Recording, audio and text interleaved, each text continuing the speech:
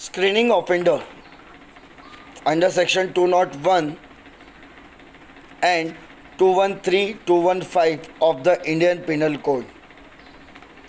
There are 4 offences under this head: causing disappearance of evidence of an offence or giving false information to screen the offender.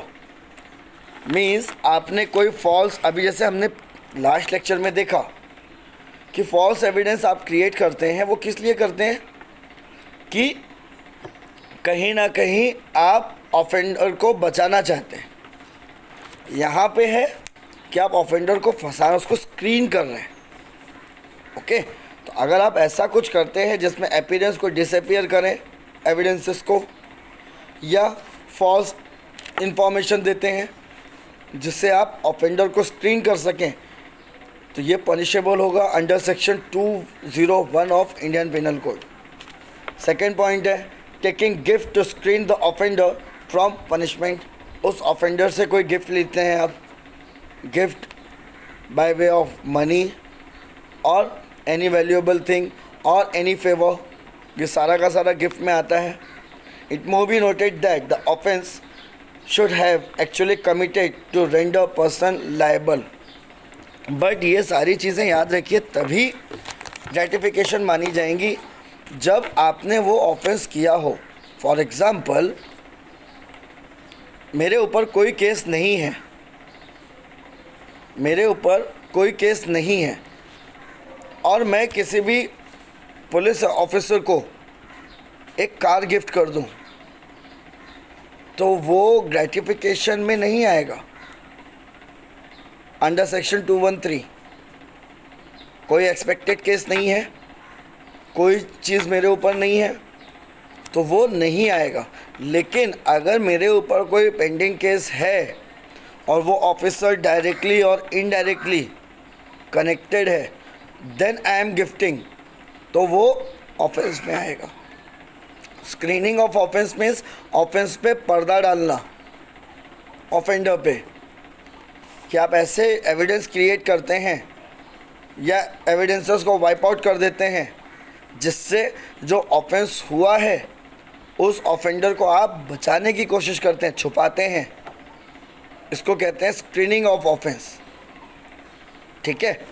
Offering और causing to offer और agreeing to offer any gratification, restoring any property in consideration of screening of offender. कोई भी property लेना या offer करना, ये सारा का सारा अगर आप स्क्रीनिंग के लिए कर रहे हैं, स्क्रीनिंग ऑफ ऑफेंडर के लिए कर रहे हैं, ऑफेंडर को बचाने के लिए कर रहे हैं, छुपाने के लिए कर रहे हैं, तो ये अंडर सेक्शन 214 पनिशेबल होगा। इसमें एक आपको प्रॉब्लम समझ लीजिए, आपको अच्छे से ये समझ में आ जाएगा। Screening that NNP are found together gambling on roadside and head constable comes there.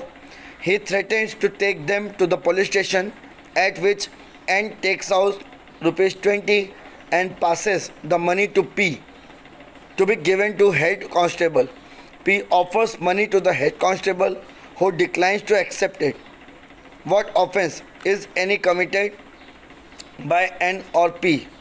इसका आंसर है P who offers the illegal gratification is a guilty of offence under section 214 of the IPC, as his offence is complete as soon as offer is made, even though not accepted by the person, and who causes offer to made is also the guilty of the same section.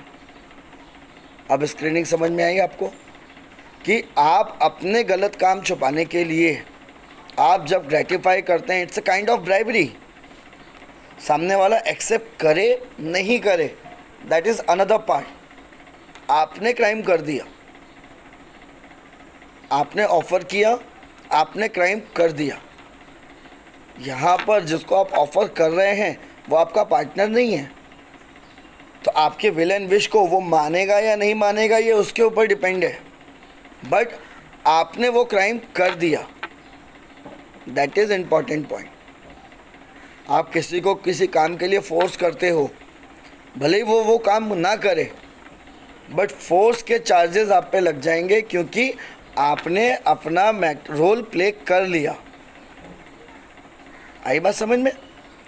यहाँ पे भी screening मतलब अपने किए हुए अपराधों पर पर्दा डालना, इन्वेस्टिगेशन ऑफिसर, इंफॉर्मेंट, इनको कहीं ना कहीं ग्रेटिफिकेशन करना, गिफ्ट देना, फॉल्स एविडेंस क्रिएट करना, ये सारा का सारा आता है to hide yourself from the offence committed by you. तो ये सारा का सारा स्क्रीनिंग में आता है। ओके, उसके बाद हम आगे आते हैं fourth one, taking any gratification on account of helping any person to recover any movable property of which he has deprived by offense under this code is punishable unless the person taking gift uses all means in power to cause offender to be apprehended. Means कोई भी gratification आप लेते हैं किसी person को help करने के लिए, कोई मूवेबल प्रॉपर्टी जो उसकी खो गई है आप उसको दिलाते हैं और उसके लिए आप पैसे लेते हैं। आपकी कोई कार खो जाए, आप पुलिस स्टेशन में कंप्लेंट करें, पुलिस वाला बोले भाई मुझे भी थोड़ा गिफ्ट दो या मुझे भी थोड़ा फेवर करो, तो ये ग्रेटिफिकेशन है एंड इट इज़ पनिशेबल, क्योंकि वो खोई हुई चीज़, खोई हुई इमूवेबल प्रॉपर्टी को ढूंढना, it comes under the duty of that officer. तो अगर आप ऑफर भी करते हैं तो भी पनिशेबल ऑफेंस है, वो डिमांड करता है तो भी पनिशेबल ऑफेंस है under section 215 of the Indian penal code. ठीक है, उसके बाद हम आते हैं harbouring offenders, section 52A, 212 and 216A. There are 3 offenses under this head as follows: harboring or concealing a person knowing him to be an offender with intention to screening him from legal punishment under section 212. Offender, किसी ने offence किया है, वो आपके पास आता है, आप उसको जानते हैं, फैमिली रिलेशन है, कोई आपके पहचान का है, कोई दोस्त है, आपका रिलीजियस धर्मगुरु है, और आपने उसको छुपा लिया अपने घर पे या हार्बरिंग में मदद कर दी, तो you are liable for punishment. अगर आपको ये नॉलेज है कि वो आदमी कानून से भागा हुआ मुजरिम है, आपको नॉलेज नहीं है तो बात अलग है, क्योंकि for every crime intention is necessary. जैसे मैं आपके पास भाग के आऊँ और मैं आपके घर पे आके बोलूँ आज रात में मुझे अपने यहाँ रुकने दो, थोड़ी प्रॉब्लम हो गई, मैं कोई भी बहाना मार दूँ, मेरी कार ख़राब हो गई या वॉट एवर द रीज़न, तब आप मुझे रुकने देते हैं अपने यहाँ, या आपने अपनी कार मुझे दी कि सर आप इस जगह चले जाइए, तो ऐसे में आप लायबल नहीं है पनिशमेंट के लिए। लेकिन अगर आपको ये बात पता है कि मैं किसी क्राइम को काम करके आपके पास आया हूँ और मैं आपसे छुपने की जगह मांग रहा हूँ, देन अगर आप मदद करते हैं तो you are liable for punishment, क्योंकि यहाँ पे इंटेंशन आ जाएगा to screen me from the legal punishment. आप स्क्रीनिंग कर रहे हैं मेरी, मुझे बचाने की कोशिश कर रहे हैं। ओके, तो you are liable for punishment under section 212 of Indian penal code. उसके बाद आता है हार्बरिंग और concealing an offender who has escape from the custody and whose apprehension has ordered. कोई कस्टडी से भागा हुआ आदमी है, पुलिस कई बार डिटेन करती है और लोग भाग जाते हैं, ऐसे में वो भागे हुए आदमी को डिटेन करना या एप्रीहेंड करना, ऐसे में उस आदमी को आपने अपने यहाँ छुपाया, तो यू आर लायबल फॉर 216। 212 और 216 में फ़र्क क्या है? 212 before custody, before arrest, before apprehension वो आपके पास आया है। 216 में वो वहाँ से स्केप किया है उसने कस्टडी से, फ्रॉम द लीगल अथॉरिटी। 216 और 212 में यही डिफरेंस है, बाकी rest all are same. knowingly harboring any person who is about to commit or committed robbery or डकैती, किसी भी ऐसे आदमी को छुपाना जो डकैती करने जा रहा है या करके आया है। मीन्स आपका दोस्त आपके पास आता है और बोलता है मुझे अपने यहाँ छुपा लो, मुझे डकैती करनी है कल, और आपने उसको अपने यहाँ छुपा लिया, तो इट इज़ एन ऑफेंस। या कोई ऐसा बंदा जो डकैती करके आया है और आपको ये बात पता है, फिर भी आपने उसको छुपाया, रॉबरी या डकैती। रॉबरी और डकैती में फ़र्क सिर्फ नंबर ऑफ ऑफेंडर का होता है, ठीक है। रॉबरी और डकैती में सिर्फ नंबर्स का फ़र्क है। डकैती मोर देन 5%, रॉबरी 2 से 4 तक या 5 तक, ये फ़र्क है खाली। आगे हम इसको डिटेल में डिस्कशन करेंगे, ठीक है। तो 212 में पनिशमेंट है, 214 में, 216 में, नॉट 214। अगर कस्टडी से भागते हैं तो पनिशमेंट है। कस्टडी से भागे हुए आदमी, 212 में क्या है, कोई आदमी कुछ क्राइम किया और वो भाग गया। फॉर एग्ज़ाम्पल जैसे अगर हम मान लें दैट निज़ामुद्दीन मरकज़ का मौलाना साद, इस समय उसको अगर आपने अपने घर पे छुपाया है तो वो 212 में पनिशेबल है आप। लेकिन एक बार अरेस्ट होने के बाद वो आदमी कस्टडी से भागता है तो आप 216 में लायबल होंगे for punishment. So these are the three types of offences comes under the harbouring of offender. कौन कौन से ऑफेंस हैं? एक, जिसमें उसने कोई क्राइम किया है और वो आपके पास छुपने आया है, ठीक है। उसके बाद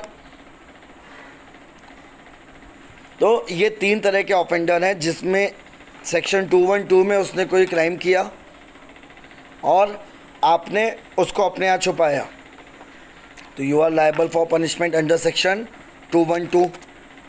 216 में उसने कोई क्राइम किया, उसको पुलिस ने डिटेन कर लिया और वो पुलिस की कस्टडी से भागा और फिर आपने उसको अपने यहाँ छुपाया, तो you are liable for punishment under section 216।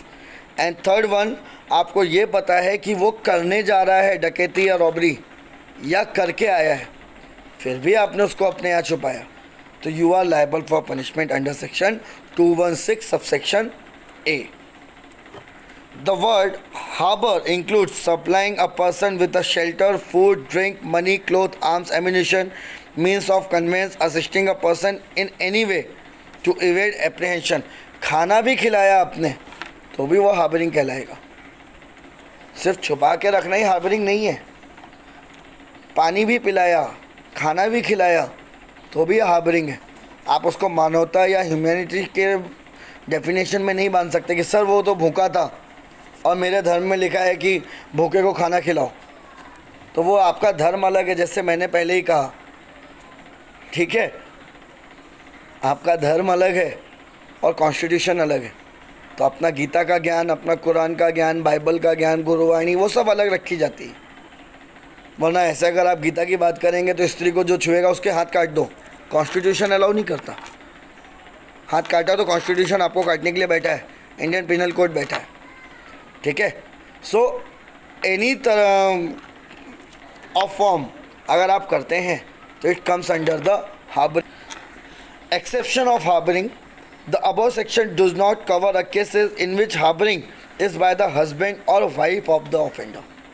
ये तो बट ऑब्वियस होता है कि हस्बैंड या वाइफ ने अगर ये काम किया है आपके लिए कि आप बीइंग एज अ वाइफ आप किसी को मार के आ गई, हस्बैंड को बोली और हस्बैंड ने अपने घर पे या आप ही के घर पे बट ऑब्वियस है रखा, खाना पहुंचाया, आपको कहीं जाने में मदद की, तो हस्बैंड हार्बरिंग में नहीं आएगा।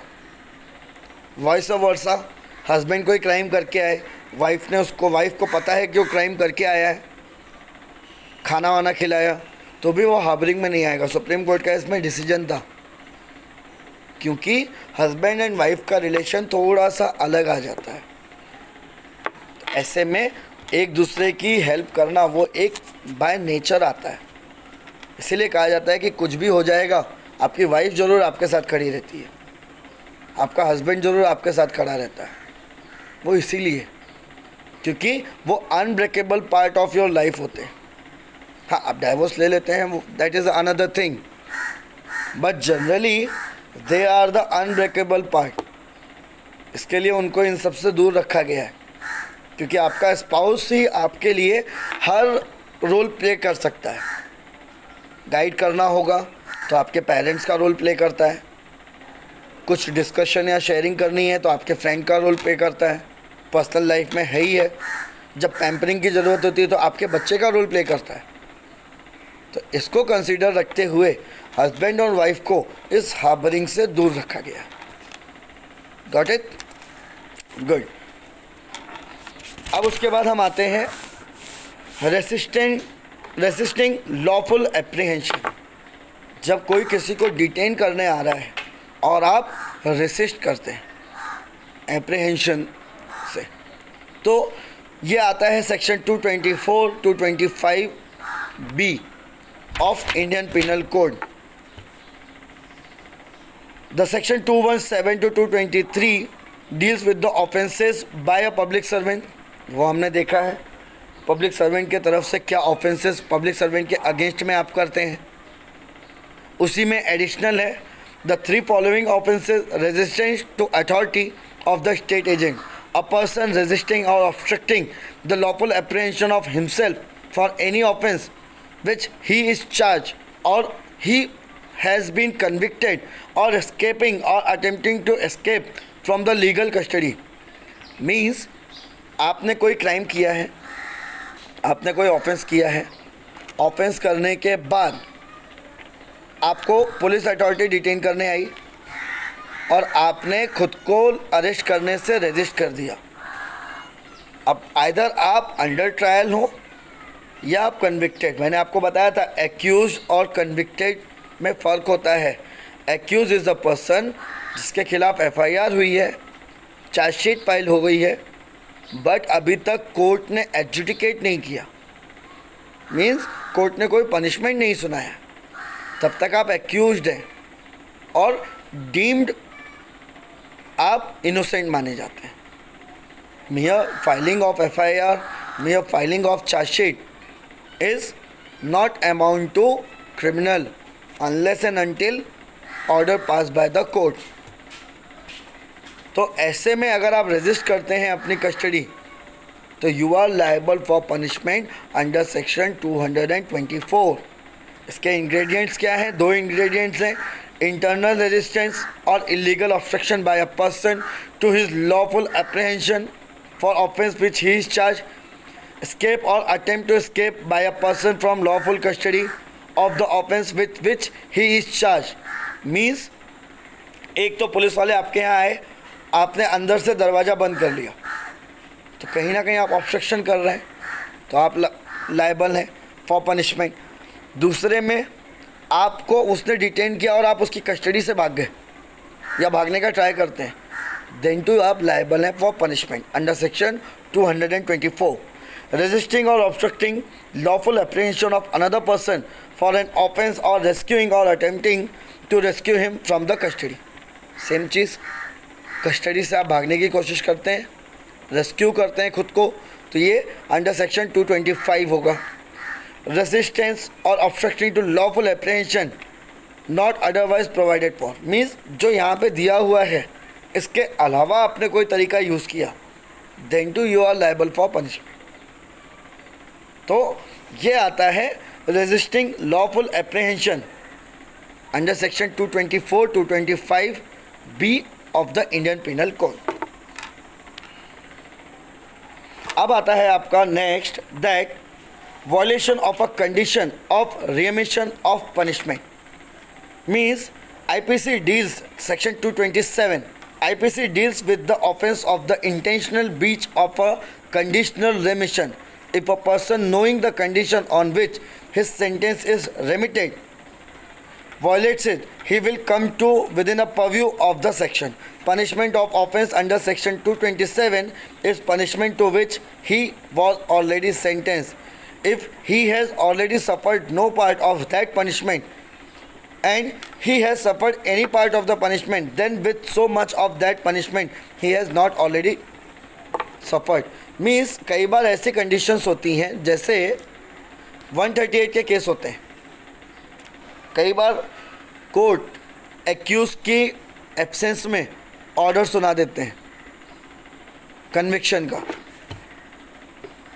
अब रेमेडी ये होती है कि सस्पेंशन ऑफ सेंटेंस लीजिए और ऊपर अपील फाइल करके अपीलेट कोर्ट में बेल लेके आइए। लेकिन आपने ना तो अपील फाइल की, ना आपने सस्पेंशन ऑफ सेंटेंस कराया और आप एस्केप हो गए, तो कहीं ना कहीं आप कन्विक्टेड हैं और आप भाग गए इन सब चीज़ों से, तो you are liable for punishment. Offences relating to weights and measures, section 264 to section 267 of Indian Penal Code. The following 4 offences are the offences relating to the weights and measures. Weights and measures कौन से offences हो सकते हैं? आप ration की दुकान पे जाते हैं, समझे, और उसमें आप नीचे उसने मैग्नेट लगा के रखा है, वेइंग मशीन है उसकी, उसमें कुछ उसने घपला करके रखा है कि 1 किलो तोलो तो आपको 4 किलो या 2 किलो मिलता है। आप नॉर्मल सब्जी वाले से आप देखते ही हैं, कई बार आपके वज़न को वो अलग कर देते हैं, कुछ पेट्रोल पंप में मिलता है। तो relating to the weight and measures, measures आपका यूज़ होता है लिक्विड फॉर्म का, वेट आपका यूज़ होता है सॉलिड फॉर्म का, ठीक है। तो 4 ऑफेंसेस कहे जाते हैं। Fraudulent use of a false instrument for weighing, fraudulent use of a false weight for measures, being a possession of false weight or measure, making or selling false weight or measure। यही आपके 4 offence आते हैं related to weights and measures. क्या क्या होता है? Section 264 fraudulent use of a false instrument for weighing. आप कोई भी इंस्ट्रूमेंट, अभी तो हमारे पास भी टेक्नोलॉजी आ गई है, आप देखते हैं अच्छी खासी उनके पास इलेक्ट्रॉनिक मशीन होती है, और आपको पता है कि उस मशीन के जो मीटर्स हैं उसमें आपने गड़बड़ करके रखी है, वो फ्रॉडुलेंट हो गया। आपने मैग्नेट चिपका रखा है, 10-10 ग्राम या 100-100 ग्राम भी अगर आपने मार दिया तो दिन भर के हिसाब से बहुत बड़ा होता है, और रेशनिंग दुकान में ये कॉमन है, आज भी चलता है हमारे यहाँ, ठीक है। तो under 264, if any person fraudulently using any instrument which he knows to be a false become punishable with imprisonment up to 1 year, fine or both। अगर आपको ऐसा कोई भी बंदा मिलता है, कोई भी दुकानदार मिलता है जो ऐसी फॉल्स मशीन यूज़ कर रहा है, आप कंप्लेंट दर्ज कराइए। आफ्टर एडजुडिकेशन उसको 1 ईयर का इम्प्रिजनमेंट, फाइन और दोनों एक साथ हो सकता है। सेम चीज़ सेक्शन 265 में रिलेटेड टू मेजर्स आ जाएगा। कोई भी मशीन यूज़ कर रहा है जो उसकी कैपेसिटी से ज़्यादा होकर या कम होकर दिखाती है मेजर्स। आपको चाहिए 10 लीटर, मीटर 10 लीटर दिखा रहा है, बट आपको आया 9.75, तो ये भी एक फ्रॉड है। ओके, पेट्रोल पंप पे अक्सर ये आपको होता है, n number of videos are available in internet.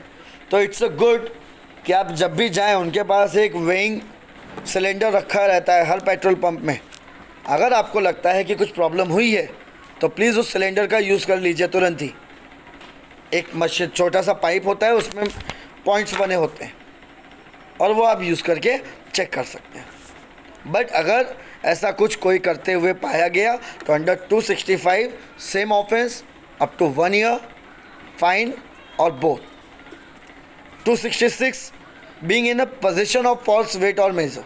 आप दुकानदार नहीं हैं लेकिन आपके पोजीशन में ये चीज़ें निकलती हैं, तो आपके लिए क्या है? If a person in a position of any instrument for weighing और एनी वेट और major of a length or capacity which he knows to be a false, intending that the same way may be fraudulently used, he is also liable for same punishment।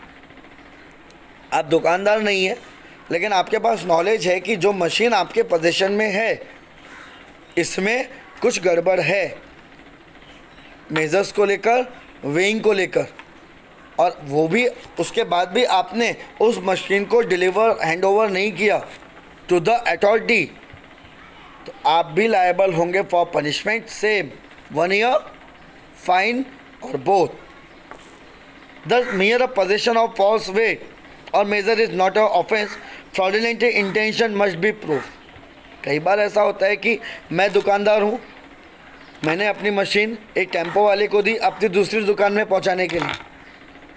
Tempo वाले का मेरे business से कोई लेना देना नहीं, वो तो सिर्फ डिलीवरी करने जा रहा है।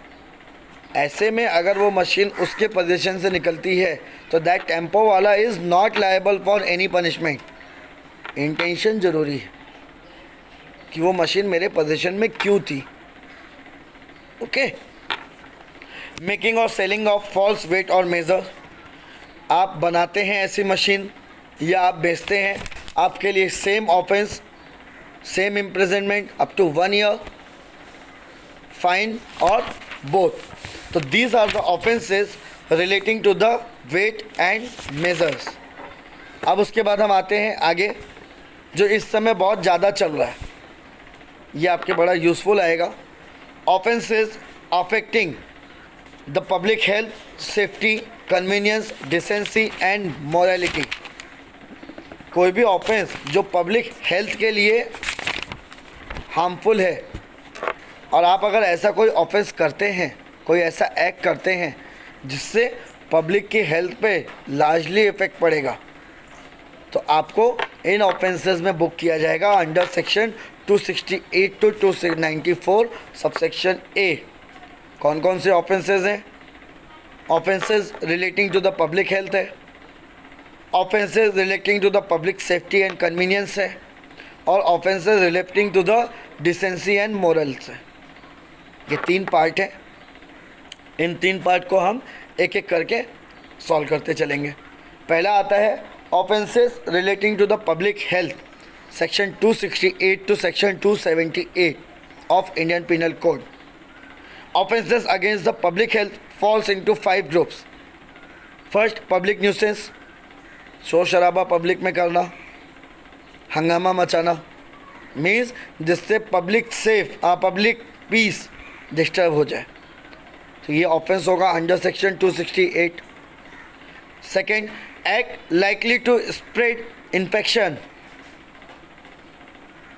जब कोरोना आपको हो गया है, आप कोरोना पॉजिटिव हैं, उसके बाद भी आप भाग गए, आपको पता है ये एक एपिडेमिक है, सब पे होगा आपकी वजह से, फिर भी आप लॉफुल कस्टडी से भागते हैं, आप दूसरों के घरे पर थूकते हैं, आप जानबूझ के ऐसी हरकतें करते हैं, तो ये आपका अंडर सेक्शन 269 टू 271 होगा। उसके बाद अडल्ट्रेशन ऑफ फूड और ड्रिंक। दिवाली, होली ऐसे मौके पे आपको मिलता है, आपको ख़राब और नकली खोया या मावा मिलता है, तो उसको adulteration of food and drink बोलते हैं। नकली कोल्ड ड्रिंक बना रहे हैं, नकली प्रोडक्ट आप बना रहे हैं, मिठाइयाँ बनती हैं, अक्सर आपने देखा है, तो ये adulteration of food and drugs में जाएगा and it is punishable under section 272 to 73। Adulteration of drugs, ये ड्रग्स वो ड्रग्स नहीं है, ये ड्रग्स दवाई से रिलेटेड। ओके, तो दवा, जो नकली दवा आप बनाते हैं, उसके लिए पनिशमेंट है under section 274 to 276। Fouling water, vitiating atmosphere, पानी गंदा करते हैं आप, वो लायबल है अंडर सेक्शन 277 टू 278। सबसे पहले हम डिस्कस करते हैं public nuisance 268 of Indian penal code. Under section 268, the public nuisance can be analyzed whoever does any act or guilty of an illegal omission which causes common injury, danger or annoyance, must necessary to cause injury, obstacle, danger or annoyance to the public or people in general who dwell, occupancy, property in the vicinity to a person who have occasion to use any public right is guilty of public nuisance। Means आप ऐसा कोई करें, जैसे आप college आइए, जब आप वहाँ पे एंट्री करें तो आप देखें कि मैं वहाँ पे डायनामाइट लेके बैठा हूँ और उसके साथ में मैं खेल रहा हूँ, तो ये कहीं ना कहीं पब्लिक लाइफ को इंडेंजर कर देगा। केमिकल बम लेके मैं बैठा हूँ, हैंड ग्रेनेड के साथ मैं कैच खेल रहा हूँ, कैच चालू है मेरा, या जनरली रोड पे बैठ के मैं गन चला रहा हूँ, गाड़ी चला रहा हूँ, तो ये कहीं ना कहीं पब्लिक लाइफ को इंडेंजर कर देगा मेरा एक्ट। सिलेंडर के साथ में बैठ के खेल रहा हूँ, तो ये सारा का सारा पब्लिक न्यूसेंस में आएगा। and it is liable for punishment under section 268.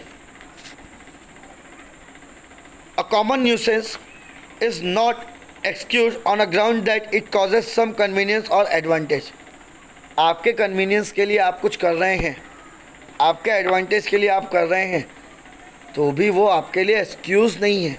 आपके यहाँ पे शादी बारात है, आप हर्ष फायरिंग कर रहे हैं, तो it is not allowed. Harsh firing मैंने आपको बताया था, जब आप खुशी में फायर करते हैं, मतलब आपका इंटेंशन किसी को हार्म करना नहीं है, आपका इंटेंशन है to celebrate.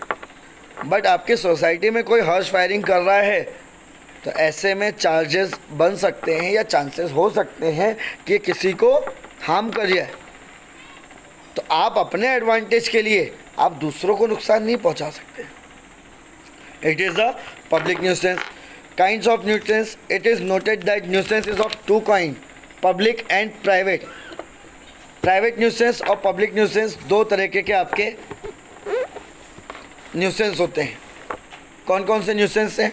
A private nuisance is some unauthorized use of a man's own property causing danger to the property or another, or some unauthorized interference with the property or property rights of the another causing damage but not amounting to trespass. Means आप अपने घर पे कोई कांड कर रहे हैं, आपने अपने घर पे 100 किलो डायनामाइट रखा हुआ है. अब आप ये नहीं बोल सकते ये मेरा घर है, मैं जो चाहूँ वो करूँ, इंडेंजर हो सकता है. तो ये आएगा आपका प्राइवेट न्यूसेंस में, जिसमें आप दूसरे की प्रॉपर्टी पे जाके कोई हंगामा नहीं करते, दूसरे की प्रॉपर्टी पे जाके आप कोई एक्ट नहीं करते. ठीक है, ऐसे में आप कोई न्यूसेंस करते हैं तो ये पब्लिक न्यूसेंस प्राइवेट न्यूसेंस होगा.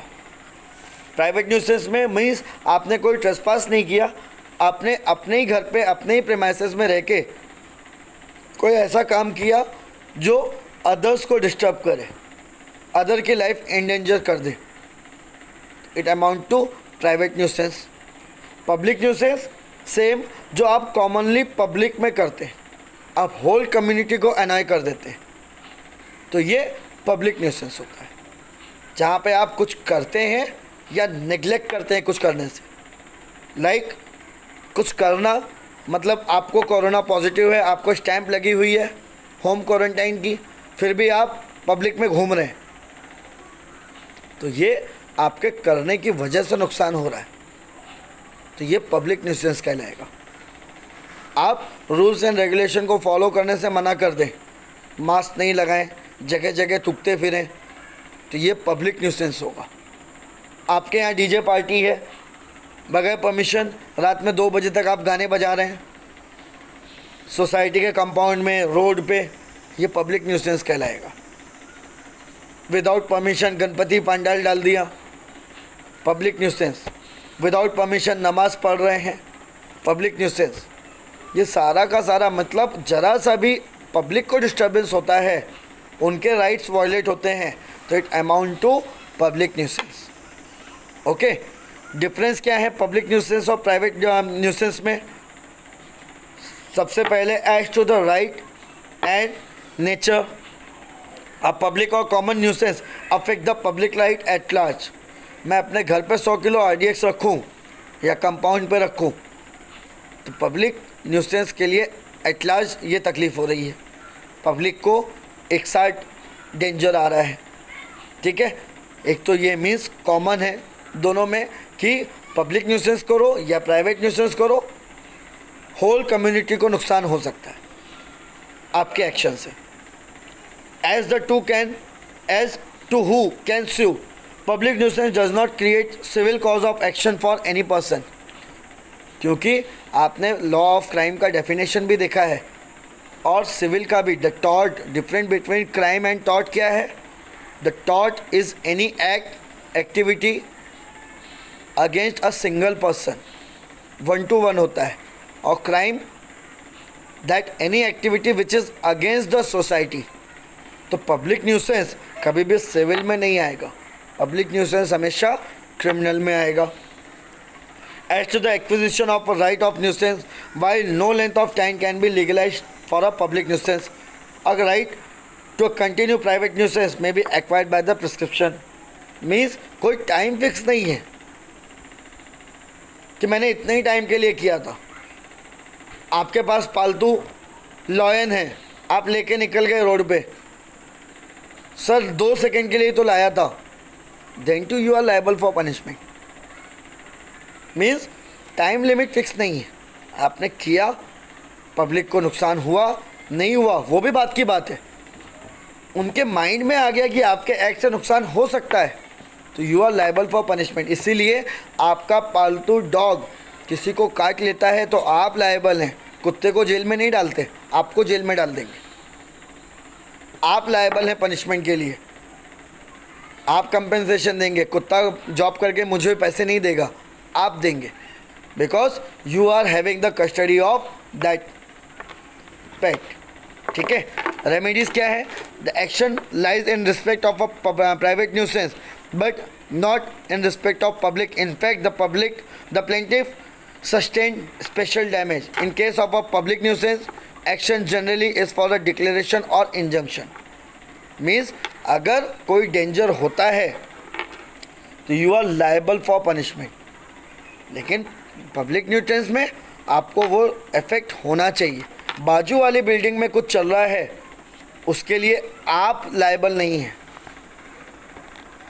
ओके, बाजू वाली बिल्डिंग में होने से आप लायबल नहीं होते किसी चीज़ के लिए, आप लायबल होते हैं जब आपके साथ कुछ हो जाए, तभी वो पब्लिक न्यूसेंस आएगा। अबेटमेंट है, while a private nuisance may be abated by a person injuriously affected thereby, a public nuisance cannot be so abated by him।